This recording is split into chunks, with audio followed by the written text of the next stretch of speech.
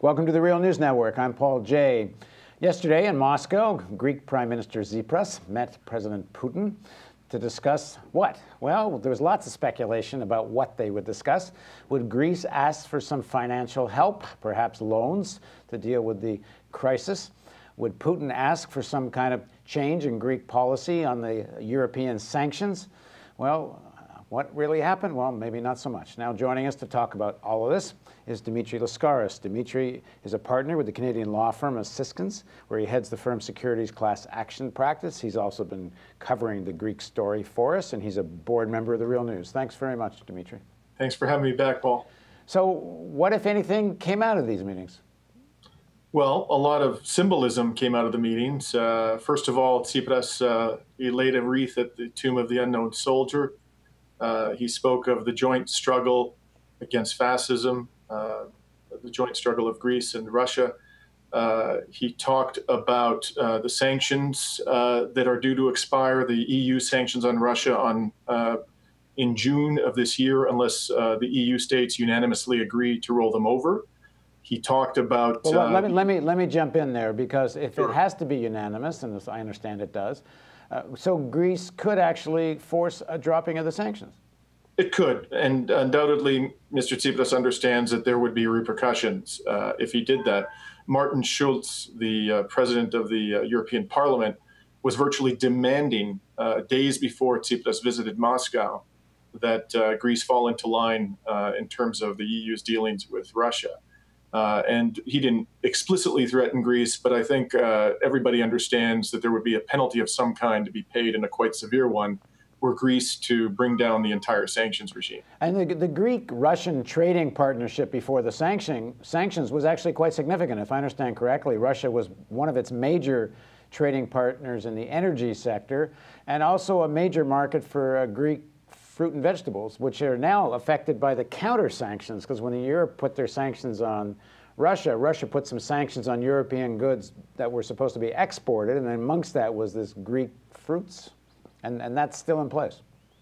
That is true. And I think that at the end of the day, when you see what was achieved from a concrete perspective, it was really, as I said at the outset, in the nature of symbolism. Mr. Tsipras, I think, wants to send a message at a key point in his discussions with the Eurogroup that if there isn't a degree of reasonableness forthcoming from the Eurogroup, there will be a price to be paid on their part, not only in terms of Greece's potential default from the Eurozone, but also in regard to European foreign policy. And Mr. Putin obviously has an interest in sticking his finger in the eye of the European Union because of the sanctions that have been imposed from his perspective wrongly on Russia. And so at the end of the day, it was symbolism, it was politics. There was a mutual benefit, I think, to this type of an exercise, but substantively, not much appears to have changed. And in particular, there was some speculation that Mr. Tsipras might ask for money. Russia's in no position to alleviate the Greek debt crisis through low-interest loans because of the sharp decline in the price of oil, and to a lesser extent, the sanctions regime. And Greece needs far more money than Russia is able to provide in order to have meaningful, long-lasting relief from the debt crisis. I suppose some of what might have been discussed might also not be public. One speculates they did talk about what would happen if, in fact, Greece leaves the Eurozone.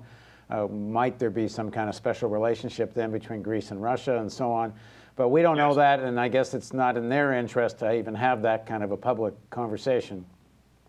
No, and as I say, there's going to be a price to be paid to the extent Greece is viewed as departing materially from the foreign policy line of the European Union. But what strikes me as surreal about all of this... Let me just interrupt for 1 second. Price be paid. I mean, what more can they do to Greece?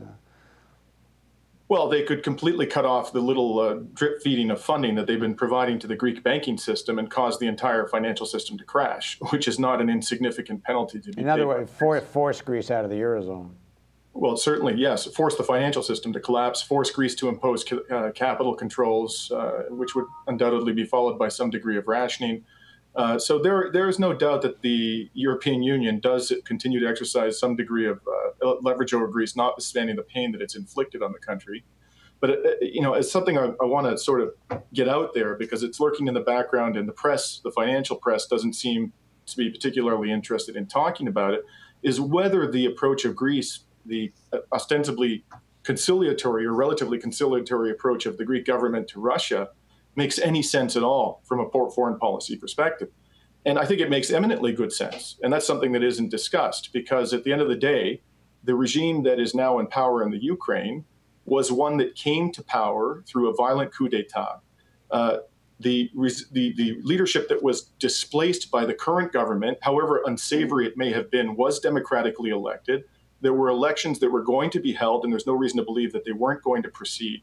And that leadership could have been removed by peaceful means. But there's good reason to believe that Victoria Nuland, a foreign diplomat in the EU of the United States, and others, including German leaders, helped to orchestrate the removal of a democratically elected government from the Ukraine. And now what you have in place is a far-right government that has been accused by Human Rights Watch of war crimes, of having used cluster bombs in a large city, Donetsk, in the east of Ukraine. You have this regime appointing a neo-Nazi, a leader of a neo-Nazi party as an advisor to the Ukrainian military. So there are some very significant unsavory aspects to all of this, and the situation has resulted in violence. There are people dying. There is no immediate prospect of a peaceful resolution. And one could very legitimately argue that Mr. Tsipras's relatively conciliatory approach, trying to engage Russia, which obviously has a very significant degree of influence in the east of Ukraine in a constructive dialogue, is a sensible, rational approach to trying to resolve the conflict. That's just not even discussed. One might argue that the EU should be emulating the approach of Mr. Tsipras rather than trying to bring him into line and force him to follow the extremely unproductive approach that the EU has taken so far in trying to resolve the crisis in the Ukraine. Putin said he does not want to use Greece as a wedge with the EU, and there may even be some truth to it in a sense that Greece on its own, not voting for sanctions and creating that crisis, probably wouldn't change things so dramatically in terms of Europe's foreign policy. On the other hand, the way things are going, it could be some major countries in Europe get fed up with these sanctions and don't think they're really going anywhere. Well, yeah, I think the German economy has paid a price for all of this. I don't think there's a tremendous amount of enthusiasm within the German business community for the sanctions regime. The leadership of Hungary is strongly opposed to the sanctions regime. I think that's become increasingly clear. And at the end of the day, there is good reason to believe that this accomplishes nothing more than serving the interests of an agenda of certain neoconservative elements within the U.S. government who are trying to rein Putin in because he has not been, from their perspective, sufficiently obedient to the U.S. agenda. Right. And I think there are people within Europe, within the leadership of Europe, who realize that that's probably what's going on and that it doesn't serve Europe's long-term interest to engage in this kind of belligerence towards Russia. Okay, just finally, Greece announced that they say Germany owes war reparations from World War II, something like about $300 billion US dollars. I mean, how serious? I'm sure they're serious about they think there should be owed that, but is there any mechanism to recoup it? And two, what's the basis of the claim? Well, there are two bases. The strongest basis of all for a claim, it's not really in the nature of war reparations. It's just a straight debt that was incurred by the Nazi government when it forced the Central Bank of Greece to loan the Nazi government, I think it was hundreds of millions of dollars, the equivalent back in during the Second World War. That amount has never been repaid. And with the accumulation of interest, it's currently valued conservatively at 11 billion euros. And there really isn't any serious argument being articulated by the German government as to why that money shouldn't be paid back. So that seems to be something that actually is on the table, at least implicitly.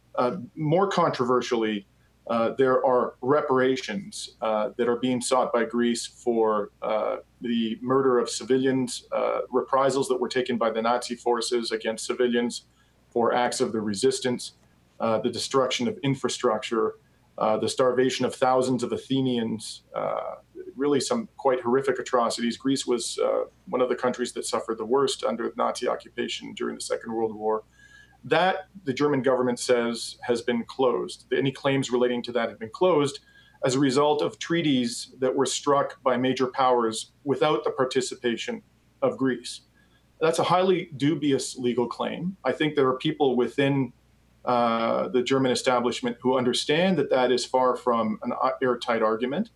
Der Spiegel recently published an article which expressed some sympathy with the Greek position. I think you can certainly anticipate that the German government would never accept the magnitude of reparations being sought by the current Greek government.